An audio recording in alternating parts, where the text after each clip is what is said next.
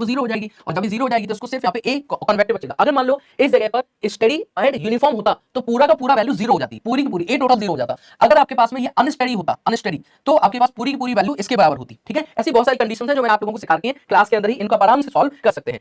चलिए sir next question पे आ जाते हैं। नेक्स्ट क्वेश्चन आपके सामने है, match the list 1 and list 2 and select the correct answer using the code given below the list. आप लोगों को दो ऑप्शन साथ में दिए जा रहे हैं, पहली एक दी गई आप लोगों को that is the list 1 and second आपको दिया गया है लिस्ट 2। पहली वाली इस टेबल के अंदर दे रखा है moment of the momentum equation, दूसरा है Bernoulli equation, Euler equation and Hagen Poiseuille equation.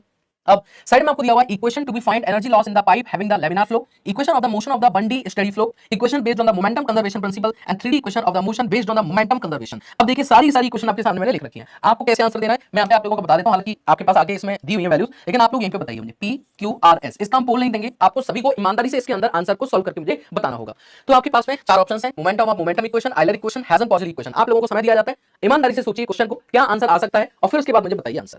देखो भाई तुम्हें पता होगा हेजन पॉजिटिव इक्वेशन आप लोग जानते होंगे। हेजन पॉजिटिव इक्वेशन क्या होती है आपके पास में 32 mu U bar L upon rho G D square, क्या होता है sir P1 minus P2 upon rho G is equals to, ये आपके पास इक्वेशन होती है। लो भाई एक क्वेश्चन और तैयार कर दिया, क्या होती है 32 mu U bar L upon rho G D square. सही है ना बात एकदम, यही तो होती है इक्वेशन। यस सर यही होती है। ओके तो यही तो इक्वेशन होती है, बिल्कुल लिख दी सर इक्वेशन। तो इसका मतलब हेजन पॉजिटिव इक्वेशन किसका आती है, प्रेशर ड्रॉप को फाइंड आउट करने के लिए, एनर्जी लॉस को फाइंड आउट करने के लिए। तो क्या ये कहीं पे ऐसा लिखा है equation two find the energy loss in the pipeline having the laminar flow, और हम लोग लेमिनार फ्लो के अंदर इसको पढ़ रहे होते हैं है ना, लेमिनार फ्लो के अंदर। तो इसका रिलेशन किससे आ गया सर, पहले वाले से आ गया। तो इसका मतलब इसका आंसर हो गया 1।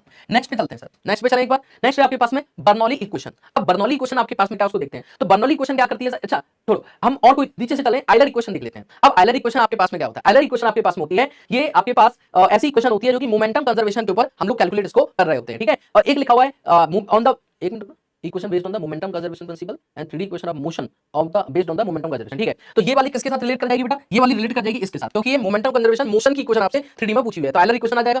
तीसरी कंडीशन आपसे पूछी गई है बर्नौली की इक्वेशन क्या होती है सर, बर्नौली की इक्वेशन क्या होती है आपके पास में, ये कंडीशन पूछी है, और एक आपसे पूछी हुई है यहाँ पे काम क्या, momentum of the momentum equation किसके ऊपर डिपेंड करती है। अब इसको आप लोगों को ईमानदारी से देखो, अपने पास में ऑप्शंस भी है, वैसे देखो दो ऑप्शन है जिसमें पहले ऑप्शन के अंदर लास्ट में बंद रखा है, इसके अंदर लास्ट में बंद रखा है, तो 3 to 4 1 एंड 2 3 4 1 आपके पास कंडीशन है। तो हमारे इस क्वेश्चन के अकॉर्डिंग अगर ध्यान से देखेंगे तो आपके पास आंसर क्या आ जाएगा। देखिए पहला आपके पास में 3 से हम लोग कनेक्ट करेंगे कि ये मोमेंटम कंजर्वेशन प्रिंसिपल के ऊपर आधारित होती है, momentum of the momentum equation. उसके बाद में नेक्स्ट आपके पास में, इसको ध्यान से ईमानदारी से करना होगा, इसके बाद में बर्नौली की जो इक्वेशन होती है आपके पास, ये आपके पास किसको देती है, वन डायमेंशनल स्टेडी फ्लो के बारे में बात कर रही होती है। तो करेक्ट आंसर क्या आएगा 3 2 4 एंड 1, तो 3 2 4 एंड 1 इसका करेक्ट आंसर होगा, और मेरे हिसाब से इसका आंसर आ जाना चाहिए D is the correct answer for this question. क्या आ जाएगा बेटा 3 2 4 1 इज द करेक्ट आंसर। ये आप लोगों को समझ में आ जाना चाहिए, क्वेश्चन बहुत आसान था, बहुत अच्छा क्वेश्चन है। अच्छा अगर आप लोगों ने अच्छे से सॉल्व किया है तो कोई परेशानी इस क्वेश्चन में आप लोगों को नहीं होने वाली है। चलिए सर आगे बढ़ते हैं। नेक्स्ट क्वेश्चन आप लोगों का क्वेश्चन लिखा हुआ है the flow in which the condition doesn't